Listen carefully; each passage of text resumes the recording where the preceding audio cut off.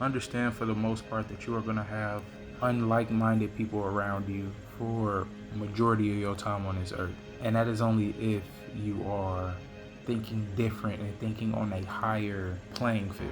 If you were thinking like everybody else, most likely you're going to have like-minded people around you all the time.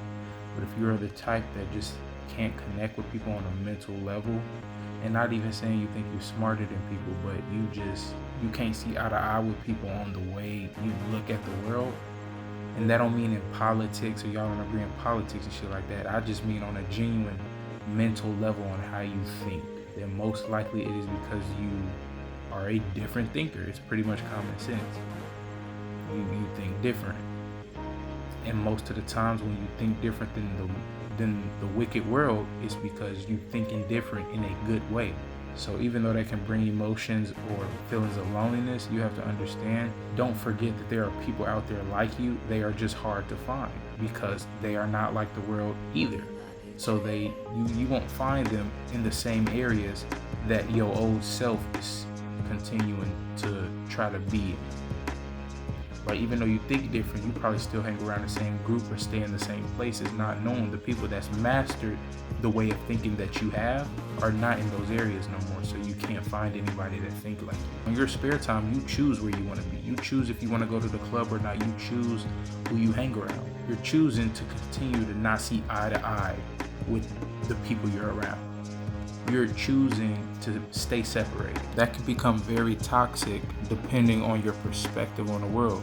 You can start to really convince yourself that there is nothing but bad out in the world. There is good in the world. There's an opposite force of all the bad shit you see. It's just that they cannot coexist in the same place, which is why you feel so drained all the time. Because if you are of good but you constantly in a bad environment, you're going to feel drained because that bad negative environment is sucking you dry. Where you're at now is just a collection of the decisions you made in the past, but you cannot instantly change the position you're in life in the moment. But you can work towards going to the place you know you belong and supposed to be at. Understand that while you're trying to get there, there is going to be resistance because negativity doesn't like anything that tries to elevate.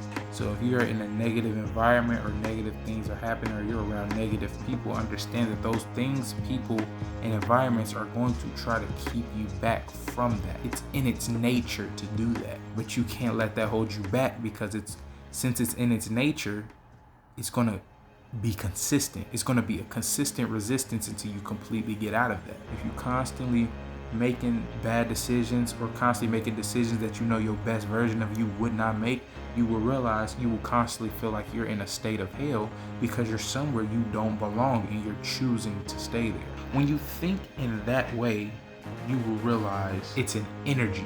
Either you're constantly feeding an energy that keeps it alive. The way you feed it is through the decisions you're making and how you think. If you're constantly making bad decisions, you're keeping alive a bad life.